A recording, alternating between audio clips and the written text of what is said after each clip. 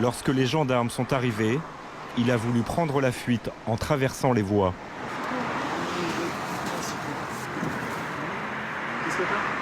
L'homme a dû être menotté en attendant que la deuxième équipe arrive sur place. Il refuse de donner son identité.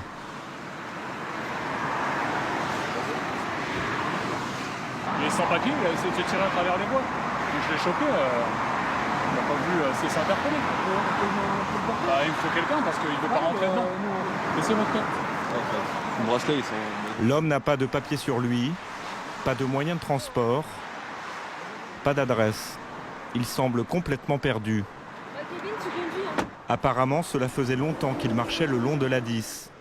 Les gendarmes l'emmènent pour l'interroger. Vous venez d'où? Paris.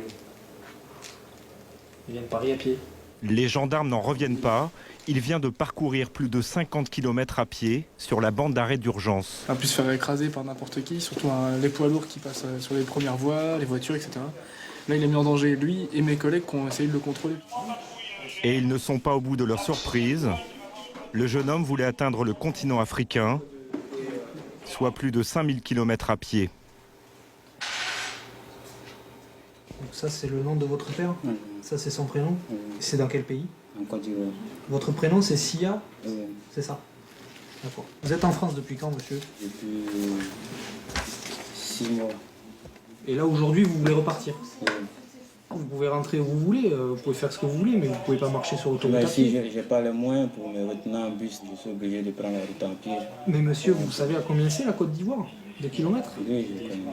C'est pas possible à pied, vous pouvez pas le faire. Oui, je vais entrer en Espagne. Mais même l'Espagne, c'est loin l'Espagne. Oui, mais même si c'est loin, j'ai pas le choix. Les gendarmes sont désemparés face à ce jeune homme perdu et épuisé.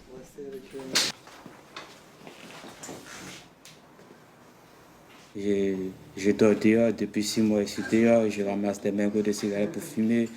Et pour me trouver de quoi manger, c'est tout un problème. Je n'ai pas d'emploi, rien. Si je reste comme ça, je vais finir toute ma vie à Paris. On est arrivé de la France, tout le temps on croit qu'une fois étant en France, tout ça allait aller pour nous. Et on est arrivé en France, c'est encore une merde plus que l'Afrique même encore. Donc mieux vaut entrer chez nous. Circuler à pied sur l'autoroute est un délit passible d'une amende de 11 €. Le jeune homme, lui, ne sera pas verbalisé.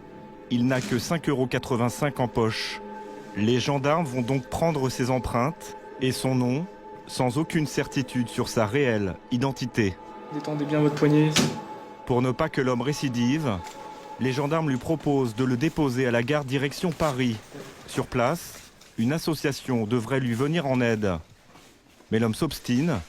Il veut coûte que coûte continuer à pied sur l'autoroute, destination Abidjan, la capitale économique de la Côte d'Ivoire.